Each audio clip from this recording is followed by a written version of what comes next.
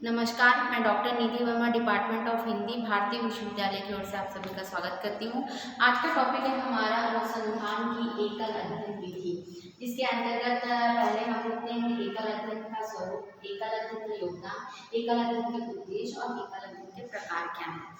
तो एकल अध्ययन होता क्या है? वास्तव में हम देखते हैं कि एकल अध्ययन का अर्थ होता है गहराई तक अध्ययन करना। किसी चीज को हमें जाकर गहराई तक हम अध्ययन करते हैं। मतलब कि एकल अध्ययन विधि एक विशिष्ट विचार को जन्म देती है और यह केवल एक व्यक्ति विशेष तक ही सीमित नहीं होता, अपितु यह अनुसंधान करता उन महत्वपूर्ण तथ्यों को एकत्र करता है जो उसके समाधान से संबंधित होते हैं। मतलब कि वह किसी व्यक्ति विशेष तक संबंधित नहीं होता, वह नए विचारों को भी जन्म देने का काम करता है और किसी नई तथ्यों को खोजने का प्रयास करता है, उसको एकत्र करने का प्रयास करता है, जिससे वह क्या बोलते हैं समाधान से और उसके समाधान से वो संबंधित होते हैं। तो गहराई तक किसी का भी जाके अध्ययन, निरीक्षण, परीक्षण करना, मतलब एकल अध्ययन किसी तथ्य का विस्तृत अध्ययन करना। हम एक सामान्य भाषा में बोल सकते हैं किसी चीज को विस्तार पूर्वक अध्ययन करना, निष्कर्ष निकालना या उसकी गहराई तक छानबीन करके हमें किसी तथ्य पर पहुंचना। तो एकल अध्ययन क्या होता है? एकल मतलब हम इसको बोल सकते हैं कि केस स्टडी करना। तो केस स्टडी का अर्थ होता है किसी व्यक्ति विशेष से नहीं, बल्कि एकल का अर्थ होता है एक संस्था, राष्ट्र, धर्म, व्यक्ति या समूह भी हो सकता है, या इस प्रकार की स्थिति में हम एकल का संकेत करते हैं। तो यह किसी एक व्यक्ति पर ही बस डिपेंडेंट नहीं होता है, यह किसी राष्ट्र पर, धर्म या किसी व्यक्ति या समूह पर भी इस पर हम केस स्टडी कर सकते हैं।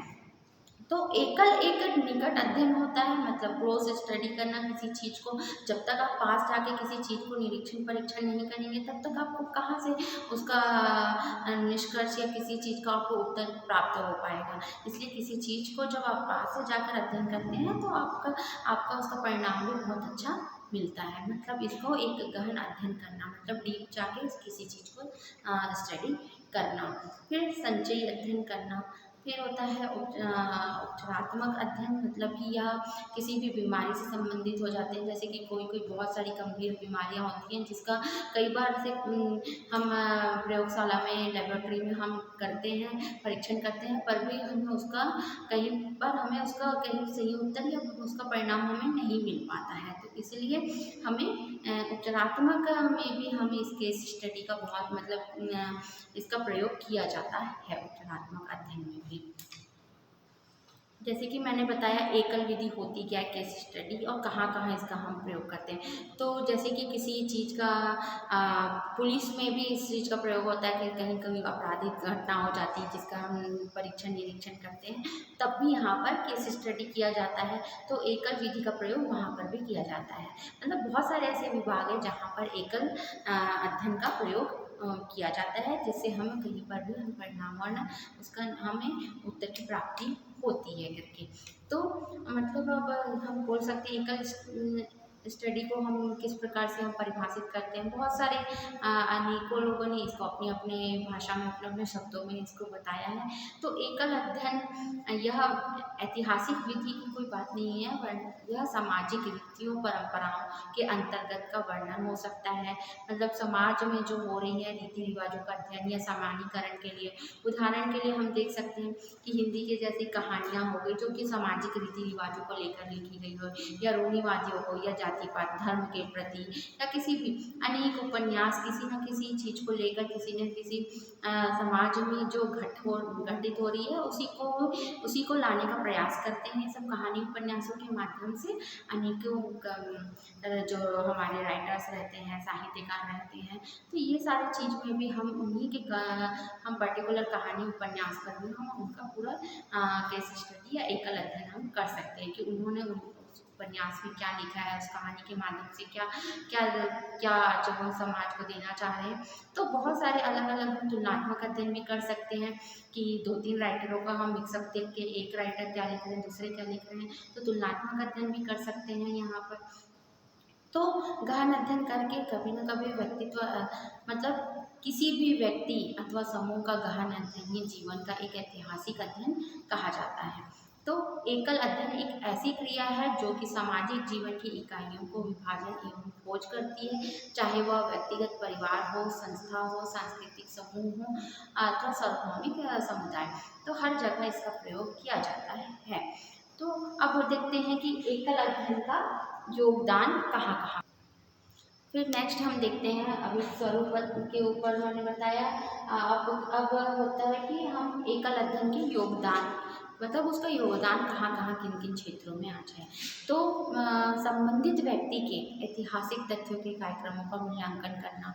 उदाहरणतः हम देख सकते हैं कि जैसे कि 10 साल की उम्र तक के अपराधी मनोवृत्ति के बालकों के स्वभाव का अध्ययन करना, कि कम उम्र में वो किस प्रकार से कैसे कैसे क्या बोलते हैं आपराधिक घटनाओं के साथ वो बच्चा किस प्रकार से घुल मिल जाता है, कि उसकी मनोवृत्ति अंदर से उसी में वह कुछ अलग ही टाइप का व्यक्ति होगा। जैसे एक सामान्य घर के एक बच्चे को देखते हैं तो उसकी सोचने समझने की शक्ति, उसको बोलने का ढंग अलग रहता है। और हम देखते हैं कि कहीं जिसको किसी न किसी चीज़ से वो कहीं से परेशान है या कुछ है, उसको मनोवैज्ञानिक अध्ययन ही उसको समझ सकता है कि वो 10 साल की उम्र का बच्चा किस प्रकार से आपराधिक घटना में वह क्या बोलते हैं फंस जाता है या कुछ कर जाता है जिसको उसको समझ नहीं रहती, उसका मानसिक उतना विकास नहीं हो रहता और वह क्या बोलते हैं किसी भी चीज़ को अपना लेता है या आपराधिक घटना में फंस जाता है। तो एक बालकों का स्वभाव का अध्ययन कर सकते हैं इसमें, जैसे उनके माता पिता व उसके संस्था आदि और उसके क्या बोलते हैं अध्यापक हो गए, तो ये सारी चीज़ों के द्वारा लाए गए सुधारों से अपना अध्ययन का परिणाम हम निकालते हैं। तो एकल की पिछली जीवनी, उसकी बातों का अध्ययन, मतलब कि उसकी जितनी भी जो दिनचर्या से घटित जो भी घटनाएं रहती हैं वो क्यों ऐसा बना, वह किस उसकी पिछली बातें कैसी थी, आज वह वर्तमान में कैसा है, तो सारी स्थितियों का यहाँ पर हम अध्ययन करते हैं।